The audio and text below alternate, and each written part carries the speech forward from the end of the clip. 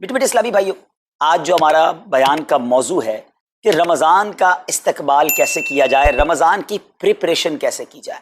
دیکھیں، ہمارے گھر پہ جب کوئی مہمان آتا ہے ہم اس کی تیاری کرتے ہیں، اس کے لیے ہم ایک اچھی یوں سمجھیے کہ پریپریشن کرتے ہیں، اور جیسا مہمان ویسی تیاری۔ جس کے لیے دل میں زیادہ محبت ہوتی ہے اس کے لیے ہم زیادہ تیاری کرتے ہیں۔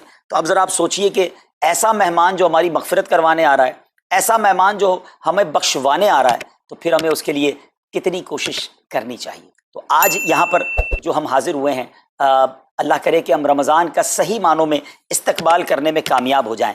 رمضان اللہ کا احسان ہے۔ رمضان کی اہمیت کو سمجھنے کے لیے یہی کافی ہے کہ پیارے آقا علیہ الصلوۃ والسلام فرماتے ہیں کہ اگر میری امت کو معلوم ہوتا کہ رمضان کیا ہے تو وہ تمنا کرتے کہ سارا سال ہی رمضان ہو۔ سبحان اللہ۔ مولا علی شیر خدا کرم اللہ تعالی وجہ الکریم کا یہ قول کتنا نرالا ہے۔ آپ فرماتے ہیں اگر اللہ تبارک و تعالیٰ کو اس امت کو عذاب دینا ہوتا تو اس امت کو رمضان اور سورہ اخلاص عطا نہ فرماتا۔ اس کا مطلب کیا ہوا کہ یہ بخشوانے، عذاب سے بچانے کے لیے آ رہا ہے، رحمتیں برسانے کے لیے آ رہا ہے۔ کاروباری لوگ بھی مجھے سن رہے ہوں گے، جس علاقے میں جس اسٹور پر کوئی ڈسکاؤنٹ ہوتا ہے، کوئی اسکیم ہوتی ہے، فائدہ ہوتا ہے، ہم ادھر پہنچ جاتے ہیں۔ رمضان ایک ایسی اسکیم ہے، رمضان ایک ایسا بینیفٹ دیتا ہے کہ احادیث میں یہ مضمون ہے کہ فرض کا ثواب 70 گنا کر دیا جاتا ہے، نفل کا ثواب فرض کے برابر کر دیا جاتا ہے، شیطان کو بند کر دیا جاتا ہے، جہنم کو تالے لگا دی جاتے ہیں، جنت کے در کھول دیے جاتے ہیں۔ روزہ دار کے منہ سے جو اسمیل آتی ہے، جو بو آتی ہے، بعض اوقات ہم کہتے ہیں یار پیسٹ نہیں کر سکے پورا دن، منہ سے اسمیل آ رہی ہے، سنیے یہ اسمیل جو ہے یہ اللہ کے نزدیک مشک کی خوشبو سے بھی زیادہ بہتر ہے۔ اللہ اللہ۔ ذرا آپ غور تو کیجئے، ہر سجدے پر 1500 نیکیاں دی جاتی ہیں، ہر سجدے پر سرخ یاقوت کا جنت میں ایک محل بنا دیا جاتا ہے۔ اتنی نیکیاں، پھر وہ کتنا بد نصیب ہے جو رمضان میں بھی عبادت نہ کرے، رمضان میں بھی اللہ کو راضی کرنے میں کامیاب نہ ہو۔ روزانہ افطار کے وقت 10 لاکھ گناہ گار بخش دیے جائیں، اور جناب ہر جمعے کو جب رمضان میں جمعہ آئے تو ہر لمحے 10 لاکھ گناہ گار بخشے جائیں، تو کروڑوں اربوں لوگوں کی بخشش گویا رمضان میں ہونی ہے۔ تو پھر ہمیں اس کی کیسی تیاری کرنی چاہیے، کتنا ثواب کمانے کے بارے میں سوچنا چاہیے۔ لیکن یہاں ایک اور بڑی امپورٹنٹ بات ہے، ایک تو رمضان میں نیکیاں کرنی ہے، دوسرا بڑا کام یہ کرنا ہے کہ ہمیں رمضان میں گناہوں سے بچنا ہے، کیونکہ عادتیں تو ساتھ ہی لگی ہوئی ہیں نا۔ شیطان بند ہے لیکن ہماری اپنی عادتیں، جس کی روز حرام دیکھنے کی عادت ہے، حرام سننے کی عادت ہے، حرام بولنے کی عادت ہے، ایسا تو نہیں ہوگا نا چاند آتے ہی سارے سوئچ آف ہو جائیں گے، وہ عادتیں ساتھ ہی چل رہی ہوتی ہیں۔ غور کیجئے کہ رمضان میں جو گناہ کرتا ہے نا، اس کا عذاب بھی بڑھ جاتا ہے، اس کی پنشمنٹ بھی بڑھ جاتی ہے۔ یہ ایسے ہی ہے کہ کوئی مسجد کے اندر آ کے گناہ کرے تو آپ کہیں گے نا یار خدا کا خوف کرو، مسجد میں ایسا کام کر رہے ہو۔ کوئی مکہ شریف حرم میں اندر جا کر گناہ کرے تو کتنا شدید ہو جائے گا وہ۔ تو رمضان جب اتنا مقدس مہینہ ہے، اس میں گناہ کرنا، اس کی پنشمنٹ بھی زیادہ ہے۔ ایک بار مولا علی شیر خدا کرم اللہ تعالی وجہ الکریم نے ایک قبر والے کا حال دیکھا، اور دیکھا اس قبر والے پر عذاب ہو رہا ہے، اور وہ چلانے لگا، عرض کرنے لگا اے علی میری مدد فرمائیے، اللہ کی بارگاہ میں سفارش کیجئے۔ مولا علی شیر خدا نے ہاتھ اٹھائے کہ اے مولا اسے بخش دے۔ ارشاد ہوا اے علی اس کی سفارش نہ کریں۔ عرض کی مولا وجہ کیا ہے؟ ارشاد فرمائے رمضان کے روزے تو رکھتا تھا مگر رات گناہوں سے باز نہیں آتا۔ روزے رکھ کر گناہ کرنے والے کو اتنا عذاب، تو جو روزے ہی نہ رکھے، ایسے بھی لوگ ہیں جو رمضان میں روزے نہیں رکھتے۔ پلیز اس کو ایزی نہ لیں۔ ہمیں نہیں معلوم، پتہ نہیں اگلا رمضان پھر نصیب ہوگا کہ نہیں۔ پچھلے رمضان میں کتنے لوگ تھے جو ہمارے ساتھ تھے، اس رمضان میں نہیں ہے، اور اللہ پہلے تو ہم یہ دعا کرتے ہیں اللہ ہمیں یہ رمضان بھی عطا کر دے۔ زندگی کا کیا بھروسہ، دنیا کی جو کیفیت ہے آپ کے سامنے ہے، کبھی بھی جا سکتے ہیں۔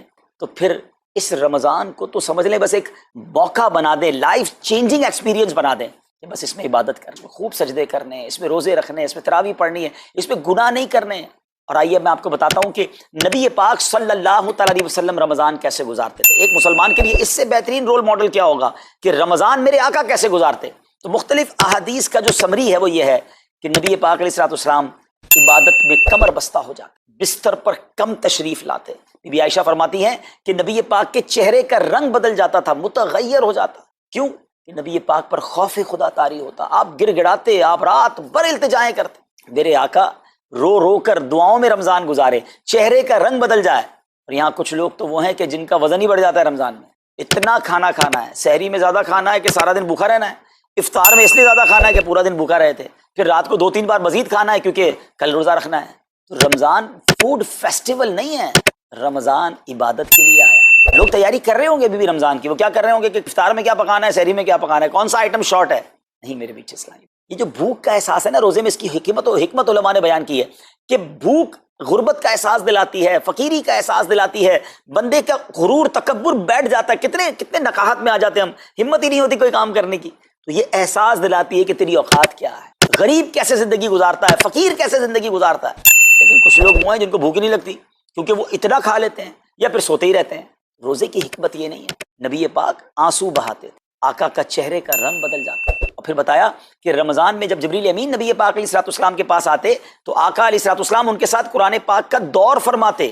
اور پھر ایک اور نبی پاک کا خوبصورت انداز کہ پیارے آقا ویسے تو سب سے بڑھ کر سخی ہیں، مگر جب رمضان آتا تو نبی پاک کا دریائے سخاوت ایسے بہتا تھا جیسے تیز آندھی، بلکہ اس سے بھی زیادہ. اللہ اللہ. یہ 3-4 چیزیں آپ نے میں نے پکڑ لینی ہیں.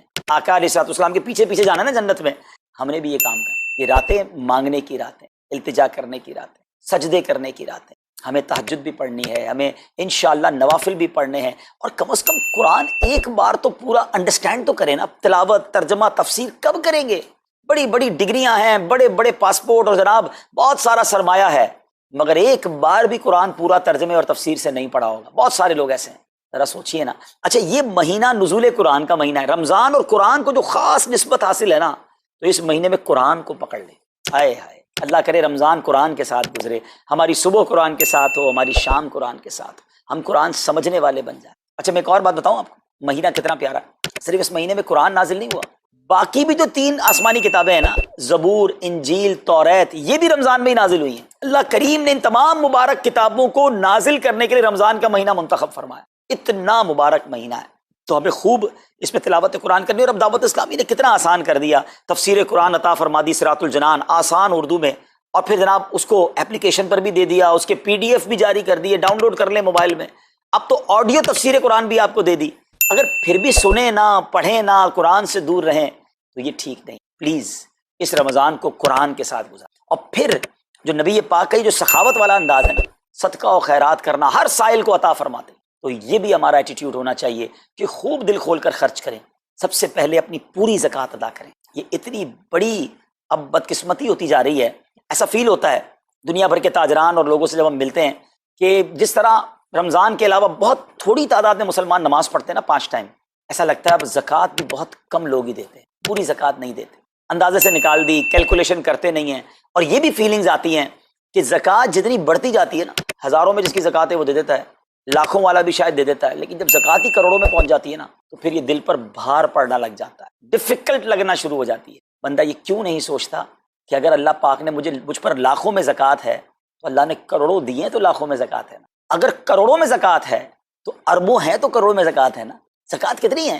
ضروریات زندگی کی تمام چیزوں سے فارغ ہونے کے بعد جو مال تجارت، سونا چاندی، کیش یا پرائز بانڈ، یہ جو اس کی تفصیلات ہیں، اس پر 2.5% ہے. میں ایک اور لاجک سے آپ کو بات سمجھاؤں. اگر اس لاجک سے سمجھیں تو زکوٰۃ تو 1-1.5% بنتی ہے. وہ کیسے؟ ہم سب کے گھر نکل گئے، اس پہ زکوٰۃ نہیں ہے. ہماری گاڑیاں نکل گئیں، اس پہ زکوٰۃ نہیں ہے. جن کی فیکٹریاں ہیں وہ فیکٹریاں بھی مائنس کر دی گئیں، جن کی دکانیں ہیں وہ دکانیں بھی مائنس ہو گئیں. اچھا جناب اس کے علاوہ اگر کرائے پہ کچھ پراپرٹی دی ہوئی ہے اس پر زکوٰۃ نہیں ہے. اگر ان سب پر زکوٰۃ ہوتی، یعنی جو کچھ میرے پاس ہے ان سب پر ہوتی تو کتنی زیادہ ہو جاتی.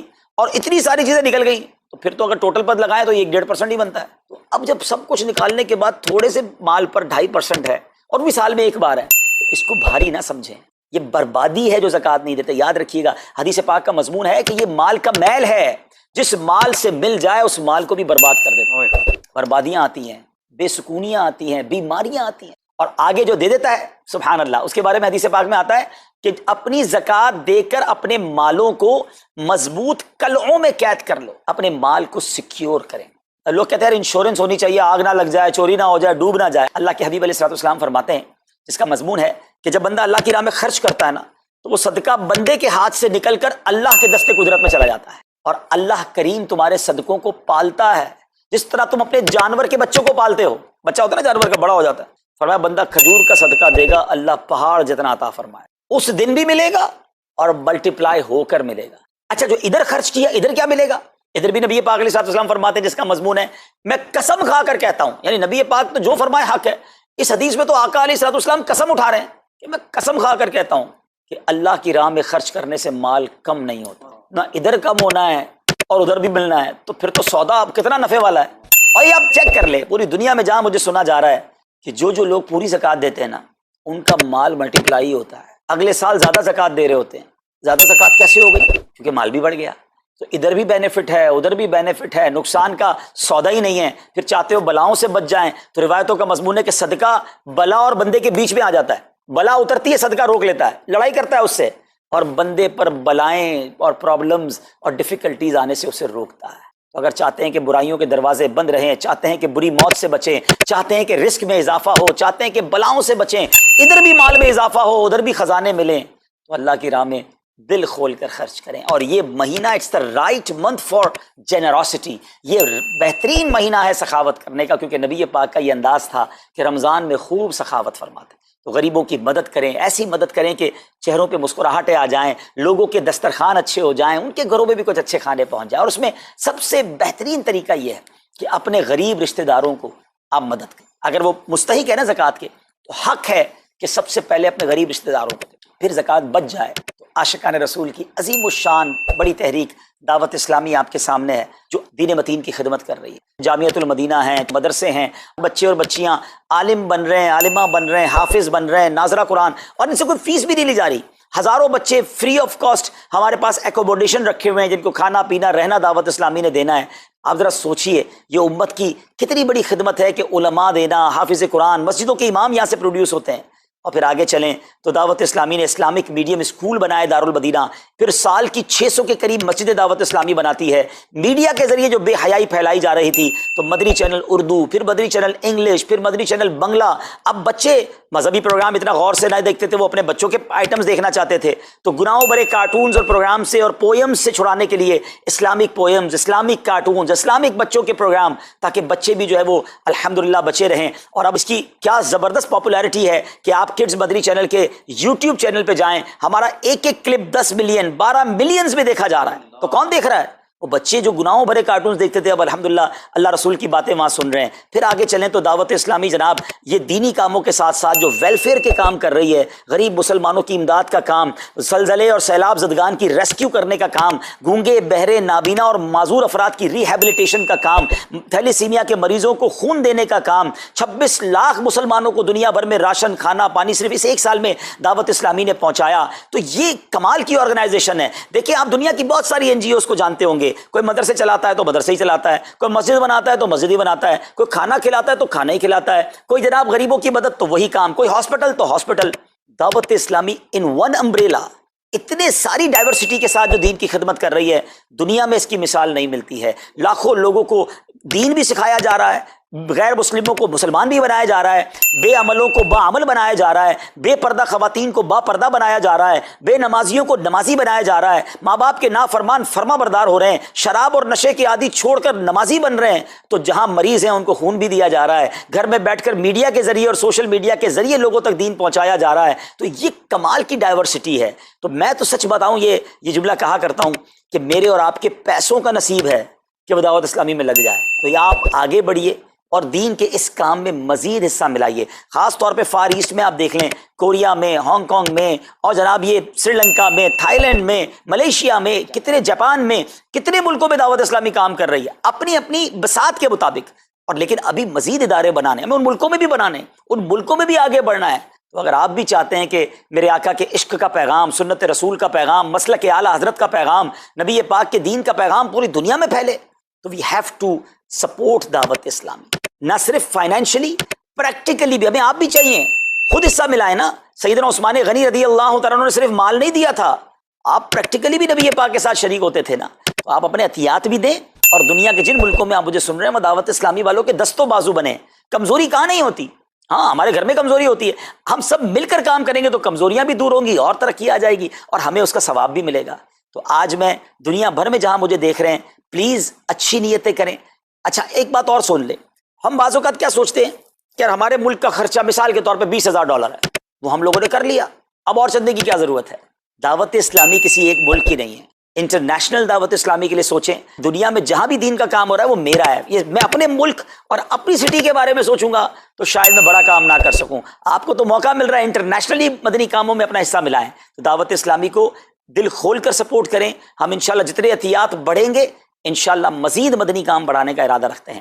اللہ کریم اپنی بارگاہ میں ہم سب کا جمع ہونا قبول فرمائے اور دل کھول کر خرچ کرنا نصیب فرمائے، اور اس رمضان کو ہماری مغفرت کا ذریعہ بنا دے، اس رمضان کو نبی پاک علیہ الصلوۃ والسلام کے نقش قدم کے مطابق چل کر گزارنے کی توفیق عطا فرمائے۔ صلو علی الحبیب صلی اللہ تعالی علی محمد صلی اللہ علیہ وسلم۔